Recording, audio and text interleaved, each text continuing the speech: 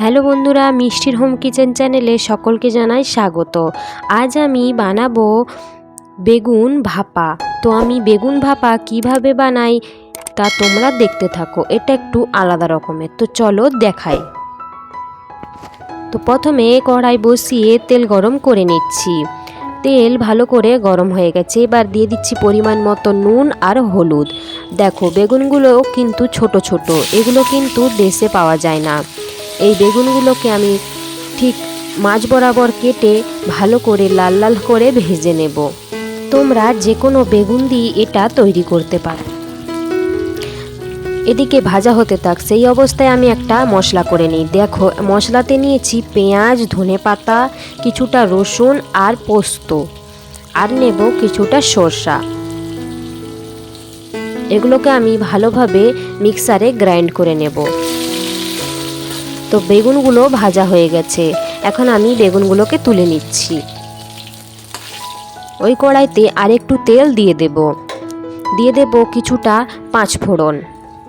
পাঁচফোড়নটা বেশ ভালোভাবে ভাজা হয়ে গেছে। এখন আমি বেটে রাখা ব্যাটারটা দিয়ে দিচ্ছি।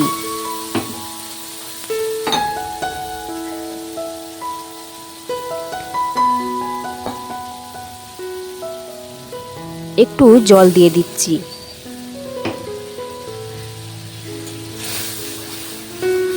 এবার নেড়ে চেড়ে নেব।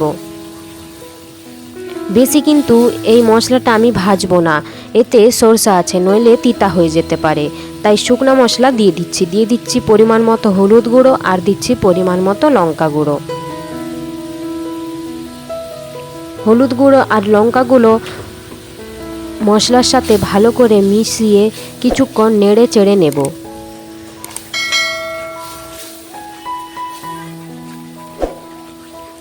ভালো করে নেড়ে চেড়ে নিয়েছি, এবার আমি জল দিয়ে দেব।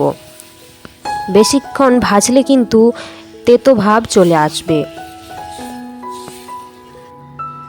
পরিমাণ মতো জল দিয়ে ফোটার জন্য অপেক্ষা করব। তো কিছুটা ফুটে এসেছে, এবার আমি দিয়ে দিচ্ছি লবণ। এবার আগে থেকে ভেজে রাখা বেগুন তুলে দেব। বেগুনগুলোকে সব মশলার সাথে মিশিয়ে ভালো করে সেদ্ধ হওয়ার জন্য অপেক্ষা করব। এখন দিয়ে দিচ্ছি ধনেপাতা কুচি।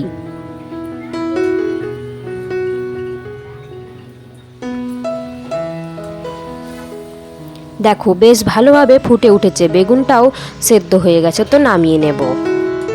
তো দেখো এই বেগুন ভাপা দেখতে কত সুন্দর হয়েছে। এইভাবে একবার তোমরা বানিয়ে দেখতে পারো, খেতে খুব সুন্দর হয় এই বেগুন ভাপা।